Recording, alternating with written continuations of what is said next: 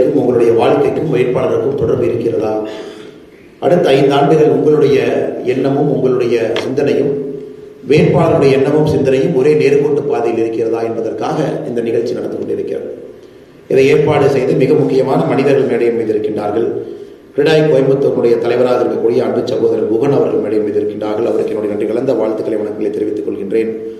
சிபாக அமைப்பினுடைய தலைவராக இருக்கக்கூடிய சகாயம் அவர்கள் மேடையின் மீது இருக்கின்றார்கள். அவருக்கும் நன்றிகளை தெரிவித்துக் கொள்கின்றேன்.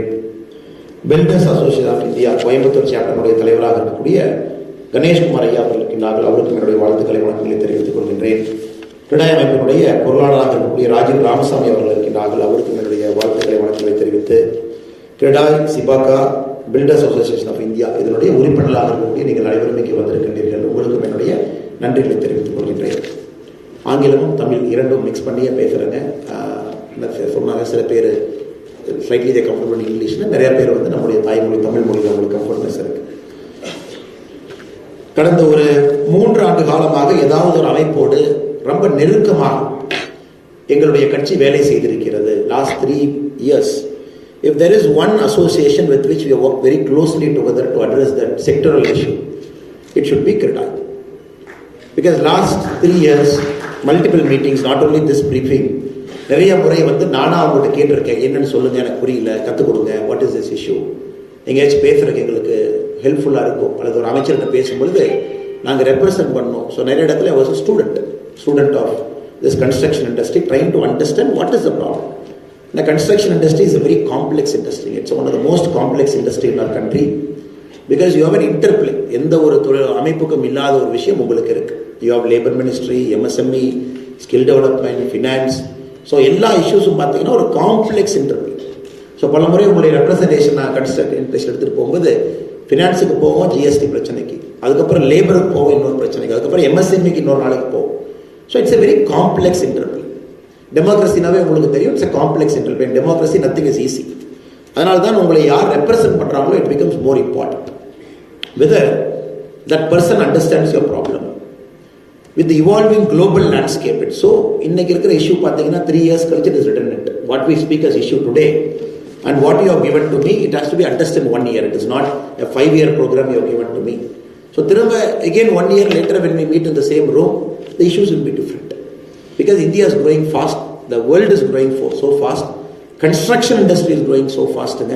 புது ரெகுலேஷன் சட்டங்கள் வருது. அதனால எவ்வளவுக்கு எவ்வளோ வேகமாக ஒரு மக்கள் பிரதிநிதி அதை அட்ரஸ் பண்ணுறாங்களோ only then the growth is possible. Real growth is possible. இப்போ நீங்கள் பாருங்கள், ஒரு சிம்பிள் இஷ்யூ ஒன்று கவனத்துக்கு கொண்டு வரீங்க. Out of the many issues that you brought, one of the simplest issue which we can readily fix, which we can quickly fix, is the affordable housing. ஒரு index to inflation 2017 45 லட்சம். The inflation, if you look at each year, 3.6, 3.4, 4.7, இன்னைக்கு 2022 இண்டெக்ஸ்க்கு இன்ஃப்ளேஷனுக்கு index பண்ணும்போது it should be 60 lakh. This is a very logical one. இதை வந்து represent பண்ணி கரெக்டான ஆள்கிட்ட பேசி இதை கொண்டு வரது ஒரு பெரிய விஷயம் இல்லை sir. But it has to be a representation. நீங்கள் யார்கிட்ட சொல்வீங்க, அவங்க எப்படி அக்கௌண்டபிள் உங்களுக்கு, நான் யார்கிட்ட சொல்லணும், நான் யாருக்கு அக்கௌண்டபிள். ஸோ அதுதான் இன்னைக்கு இந்த மீட்டிங்குடைய சிறப்பு தன்மை. Know your candidates. Of course you will be inviting all the candidates to come here, talk to you, share their vision, என்ன பண்ண போகிறாங்க. But what specifically for Coimbatore, the appeal that I making to you is, எப்படி உங்கள் construction industry காம்ப்ளெக்ஸாக இருக்கோ, Coimbatore is also a complexity. Multiple businesses, எல்லோருமே global இதோட கலந்துருக்காங்க. Coimbatore is not cut off from the global world. Coimbatore is completely இன்கிரைன் in to the global world.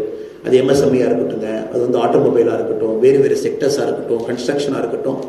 Coimbatore is not some city in Tamil Nadu. தமிழ்நாட்டில் ஏதோ ஒரு சிட்டி, ஒரு குவைட் சிட்டி, வெஸ்டர்ன் காட்ஸ் பக்கத்தில் அமைதியான மக்கள் இருக்கக்கூடிய, படித்த மக்கள் இருக்கக்கூடிய, பண்பான மக்கள் இருக்கக்கூடிய ஊர் என்பதை தாண்டி இன்னைக்கு இந்த குளோபல் ஃபோர்ஸஸ்னுடைய இன்ட்ராக்ஷன்ல சிக்கி தவிக்கக்கூடிய ஒரு மாநகரமாக மாறி இருக்கு. அது உங்களுடைய உழைப்புனால்.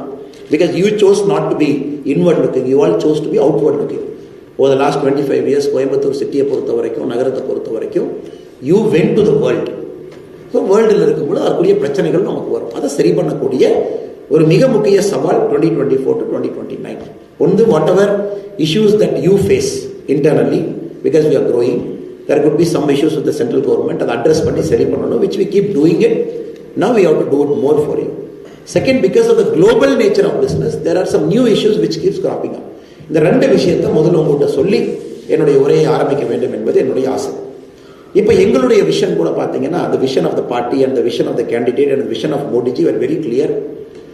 For our country to become, we are about $3.7 trillion now. Give or take, by 2028, 2029, we could be about 7 trillion, 7.5 trillion. நான் சமீபத்தில் ஒரு காலேஜில் பேசும்போது I gave a slightly ஒரு நம்பர் கொடுத்தேன், compounded growth rate. Let us imagine that we are growing at 13.5% starting from today. We are growing at 13.5% starting from today. This year 13.5, next year 13.5, 13.5 compounded growth rate. If China is growing at 4% starting from today, China will grow 4%, 4%, 4%. 2042, India and China will meet. Very challenge. You have to grow 13.5% till 2042. China has to grow only 4% till 2042, and both of us will meet. So we have to grow 13.5% starting from today. America has to grow 4% starting from today. Both of us will meet in 2047. So இன்னைக்கு நம்ம முன்னாடி இருக்கக்கூடிய challenge, the government has to be as quick as you. The government representatives has to be as quick as you. மக்கள் பிரதிநிதிகளா இருக்கிறவங்க they have to think as quick as you. இதான் இன்னைக்கு நமக்கு இருக்கக்கூடிய challenge. Whether we are going to miss this growth bus. ஏன்னா the growth bus ரொம்ப நாளைக்கு இருக்க போறது இல்லைங்க. அந்த growth bus அப்படிங்கிறது demographic dividend, young population, the median age of this country is about 34, 35, performing government, a strong government which is going to come on for the third straight time with a renewed majority. அப்படி இருக்கும் பொழுது அரசுக்கு ஒரு தைரியம் இருக்கும். If you are looking at a coalition government, a single party is not able to cross 273. ஒரு 10 பேர் சேரணும், இவங்க ஒரு 30 MP, நீங்க ஒரு 25 MP, நீங்க ஒரு 25 MP, நாமெல்லாம் சேர்ந்து ஆட்சி பண்ணலாம் அப்படிங்கிறது இந்தியாவுக்கு வேண்டாம் என்பது இந்த 10 ஆண்டுகளில் தெளிவான நம்ம முடிவெடுத்திருக்கோம். Now one decision the public in India, the countrymen have taken is very clear. எனக்கு ஒரு கட்சி வேணுங்க, அவங்க மெஜாரிட்டியில் இருக்கணும். நான் உங்கள்கிட்ட கேள்வி கேட்பேன், நீங்கள் எனக்கு அக்கௌண்டபிளாக இருக்கணும். நீங்கள் எனக்கு ஐயோ என்கிட்ட மெஜாரிட்டி இல்லையே, என்னால் டஃப்பான டெசிஷன் எடுக்க முடியலையே, என்னால் ஒரு முக்கியமான ஆக்டை பார்லிமெண்ட்டில் கொண்டு வர முடியலையே, எனக்கு ராஜ்யசபாவில் மெஜாரிட்டி இல்லையே, எனக்கு லோக்சபாவில் மட்டும்தான் இருக்காங்க, த கண்ட்ரி ஸ்ட்ரக். அது நீங்கள் ஏன்னா you are comparing to China, and China is not like our noisy democracy. China is like you come, you put a straight line, road is done, next day special economic zone happens and the growth happens. And we are looking at Europe where the public representatives are accountable. ரொம்ப accountable ஆக இருக்கக்கூடிய ஒரு democracy. இந்த ரெண்டு மாடலையும் இப்போ இந்தியாவுக்குள்ள நீங்கள் கொண்டு வர பார்க்குறீங்க. எனக்கு சைனா மாதிரி growth வேணும், சைனாவோட ஃபாஸ்ட்டாக வேணும், அதே நேரத்தில் என் பப்ளிக் ரெப்ரஸன்டேட்டிவ் அக்கௌண்டபிளாக இருக்கணும். So that is the story of last 10 years where 2014 we came to power, 2019 we came back to power with a renewed majority, 2024 we are going to come back to power with a larger majority. இது நம்ம எல்லாத்துக்குமே தெரியும் sir. I think all of us are very keen student of politics, business. நம்ம எல்லோருக்குமே நம்ம common சென்ஸை வச்சு predict பண்ண முடியும் that Modi ji is going to come back with a larger majority அப்படிங்கிறது தெரியும். இதை எப்படி நம்ம பயன்படுத்த போறோம் அப்படிங்கிறத உங்க முன்னாடி நான் வைக்கக்கூடிய இரண்டாவது கேள்வி. How are you going to utilize this growth when the growth is happening? தமிழ்நாட்டில் பார்த்தீங்கன்னா I remember 2 times I've given press statements in support of construction industry. 18th April 2023 we have issued a press statement condemning the DMK government guideline value 33% increase பண்ணிருக்காங்க. Stamp duty for certain instruments 10 times அதிகப்படுத்திருக்காங்க. இதை நான் கொடுக்கறதுக்கு முன்னாடிங்க interestingly I chat with your people. I want understand what is this issue. எதுக்கு அப்படி பண்ணுறாங்க? ஆட்சிக்கு வந்தோடனே கன்ஸ்ட்ரக்ஷன் மெட்டீரியல் காஸ்ட் ஒரு பக்கம் ஜூம் ஆயிடுச்சு. இன்னொரு பக்கம் உங்களோட உட்கார்ந்து பார்க்கும் பொழுது இந்த கைட்லைன் வேல்யூ ஜூன் 8, 2017 கொண்டு போய் நிறுத்திதான். ஏன்னா ப்ராப்பர்ட்டி வேல்யூ ஏறுது, அதனால கைட்லைன் வேல்யூ ஏற்றலாம். ஸோ கைட்லைன் வேல்யூ ஒரு அன்சைன்டிஃபிக்காக 2017 ஜூன் 8ஆம் தேதி இருந்த வேல்யூ கொண்டு போய் நிற்க வச்சிருந்தாங்க. அப்போ நீங்கள் என்ன சொன்னீங்கன்னா நோ பிகாஸ் ஆஃப் திஸ் நீங்கள் பாருங்க the guideline value is becoming more costly than the property value அப்படின்னு ஒரு ஆர்குமெண்ட் நீங்கள் வச்சிங்க. அப்போ உங்கள் ரெப்ரஸன்டேட்டிவ்ஸ் வரும்போது I chat with them for 1 hour. என்ன சார் நடக்குது, கொஞ்சம் எனக்கு புரிய வைங்க, நான் இதை பற்றி கற்றுக்கணும். As a student let me understand your இண்டஸ்ட்ரின்னு சொல்லும் பொழுது I was very shocking to me. எப்படி ஆர்பிட்ரியாக ஒரு அரசாங்கத்தினால ஒரு டெசிஷன் எடுக்க முடியுது, not taking the stakeholders into account was a very shocking truth to me. Just like that raise பண்ணியாங்க. அடுத்தது பார்த்தீங்கன்னா திரும்ப ஆகஸ்ட் 2023 ஒரு ஃபிளாட் ரெஜிஸ்ட்ரேஷன் சார்ஜ் 9% ஆஃப் ஒரு ஃபிளாட்டை ரெஜிஸ்ட்ரேஷன் வேல்யூ நீங்கள் கொடுத்துருங்க. இப்போ ரொம்ப பியூட்டிஃபுல்லாக ராஜீவ் அவங்க எக்ஸ்பிளைன் பண்ணாங்க. Look, there is a flat which is costing 50 lakhs. இப்போ 9% you do a flat charge on the 50 lakhனா வரக்கூடிய பணம் இவ்வளவு சார். இதே இதற்கு முன்னாடி அந்த 50 லட்சம் ரூபா ஃபிளாட்டை எப்படி பிரிச்சிருந்தோம்னா 7 லட்சம் ரூபா அன்டிவைடட் லேண்ட் ஷேராக இருந்துச்சு, 43 லட்சம் கன்ஸ்ட்ரக்ஷன் அக்ரிமெண்ட்டாக இருந்துச்சு. அந்த 43 லட்சத்துக்கு நாங்கள் 4% கூட கட்டிக்கிட்டு இருந்தோம். 7 லட்சம் இருக்கக்கூடிய லேண்ட் அன்டிவைடட் லேண்ட் ஷேருக்கு 9% கட்டணும். அப்போ நீங்கள் பார்த்தீங்கன்னா 2,35,000 கட்ட வேண்டிய ஒரு இடத்துல 4,40,000 கோடிடுச்சு. That is what I like most. கோயம்புத்தூரை பொறுத்த வரைக்கும் when we represent something very beautifully you represent with data. இது பாருங்க இதுதான் even a layman can understand what is the problem. Again we came up a statement stating this is arbitrary. நீங்க எப்படி பண்ணுவீங்க? ஏன்னா சாமானிய மக்களுக்கு புரியுற மாதிரி எங்க பொலிட்டிக்கல் லாங்குவேஜ் இருக்கும். மக்கள் என்ன சொல்லுவாங்க, ஏங்க அவங்கள முதலாளிங்க, அவங்கள பில்டர்ஸுங்க, நீங்க உங்களுக்கு சப்போர்ட் பண்ணி பேசுறீங்க. இன் பாலிடிக்ஸ் பார்த்தீங்கன்னா very few people take the side of a businessman or a builder, but people don't understand you create an economy. எல்லாமே பார்த்தீங்கன்னா பாலிடிக்ஸ் ரொம்ப சிம்பிளா பார்ப்பாங்க, யாரோ ஒருத்தருக்கு ஆதரவு கொடுத்துட்டு போயிரு. But we are very fearless. When we take a stand, we take a stand based on data. இங்க பாருங்க டேட்டா அப்படி இருக்கு. நீங்க பாருங்க அவங்க சஃபர் பண்றாங்க. எல்லாமே கடைசியில ஒரு சாதாரண மிடில் கிளாஸ்ல கிரெடாயினுடைய பில்டர்ஸ் அசோசியேஷன் ஆஃப் இந்தியா, நம்முடைய செபேகா, உங்களுடைய கோல் என்னங்க? Homes for all. That is our goal also. எல்லோருக்கும் வீடு இருக்கணும், அஃபோர்டபுள் ஹவுசிங் இருக்கணும். அது உங்களுடைய மோட்டோவே ஹோம்ஸ் ஃபார் ஆல் வச்சிருக்கீங்க. அது நடக்காது. அதற்கு எதிராக இந்த அரசாங்கம் இருக்குங்கிறதுக்காக again we released one more press release stating that please don't do this, revert back to the original model. அதுக்கப்புறம் பார்த்தீங்கன்னா December 14, 2023 we have to release one more press statement and very strong condemnation. இது எதுக்கு நாங்க 3 வெரைட்டியா பிரிச்சிருக்கிறாங்க. 3 variety composite values for building. 16,000 square feet basic composite value, 18,000 premium composite, ultra premium composite value 22,000 square feet. இது எங்க இருக்கு, எப்படிப்பட்ட road இருக்கு, என்ன வித் இருக்கு, எதுவுமே தெரியாம ஆர்பிட்ரியா போட்டிருக்காங்க. Then I was very very surprised to see a full page ad. ஒரு டெமோக்ரஸியில் nobody expects to see a full page ad from an industry in all the leading newspapers. ஒரு full page ad ஒரு industry association கொடுக்குறாங்க, எங்களை காப்பாற்றுங்க. I think it has come down to that level where we have to plead in front of so-called rulers to say எங்களை தயவு செஞ்சு காப்பாற்றுங்க, because this industry will crumble right in front of our eyes. So I 100% share your pain. You have gone to the High Court, got an order that is favorable to you. இதெல்லாம் இப்போ இருக்குங்க. I am very happy for that order. இப்போதைக்கு ஒரு breathing space உங்களுக்கு கிடைச்சிருக்கு, அது மட்டும் தான் நான் பார்க்குறேன். But I am not very happy with the way things are now. இது சரி பண்ணணும். ஒரு பக்கம் நாங்கள் மாநில கட்சிகள், மாநில ஆட்சியாளர்களுக்கு எதிராக ப்ரெஷர் வால்வாக ஃபங்க்ஷன் பண்ணணும். ஆஸ் எ ரெஸ்பான்சிபிள் டெமோக்ரஸியில் ஒரு ரெஸ்பான்சிபிள் பொலிட்டிக்கல் பார்ட்டி, அப்போசிஷன் பார்ட்டியாக ஒரு வேலை. இன்னொரு பக்கம் இந்தியாவுடைய க்ரோத் ஸ்டோரியில் உங்களை முழுமையாக இணைக்க வேண்டும். நான் எக்கனாமிக் டைம்ஸில் ரொம்ப ஃபேவரட் எடுத்து என்ன படிப்பேனாங்க, ஆஃபீஸ் ஸ்பேஸ் அதனுடைய ஆவரேஜாக எப்படி போயிட்டு இருக்கு. எக்கனாமிக் டைம்ஸ் பார்த்தீங்கன்னா மாதம் ஒரு பெட்டி செய்தி மாதிரி போடுவாங்க.